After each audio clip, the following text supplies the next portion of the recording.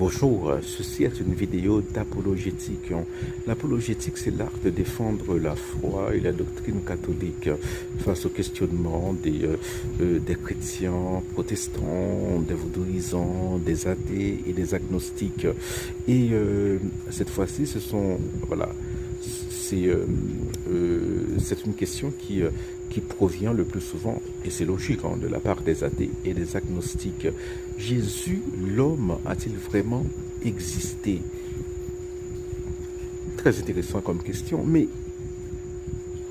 on ne voit jamais des questions comme Alexandre le Grand a-t-il vraiment existé? Ou Ponce Pilate a-t-il vraiment existé? Ou même le Bouddha, Siddhartha Gautama a-t-il vraiment existé?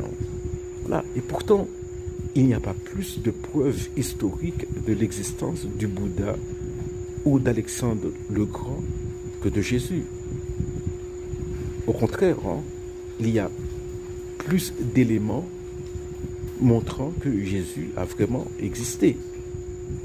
Voilà, qu'il y eut un homme qui s'était proclamé en Messie, parce qu'à l'époque, il y avait beaucoup de gens qui se proclamaient Messie et qui a été effectivement crucifié un vendredi avant la Pâque des Juifs. Voilà. Donc cela est relaté par exemple Flavius Joseph, qui est l'un des meilleurs historiens de l'époque. Voilà. Et autre chose, c'est qu'à l'époque aussi, Jésus, c'était comme Martin en France. Donc Martin, Jésus, ou bien comme Jean.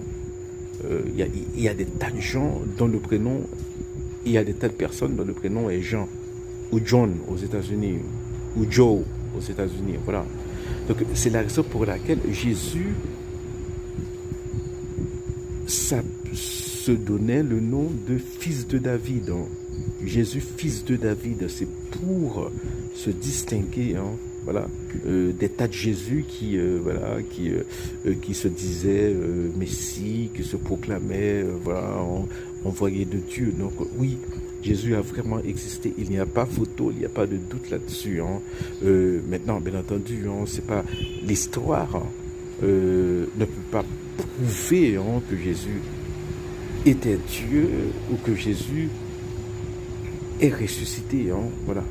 Ce sont des vérités de la foi chrétienne. Voilà. Donc il faut la grâce pour croire à ces choses-là. Mais quant à l'existence historique de Jésus, il n'y a pas de doute.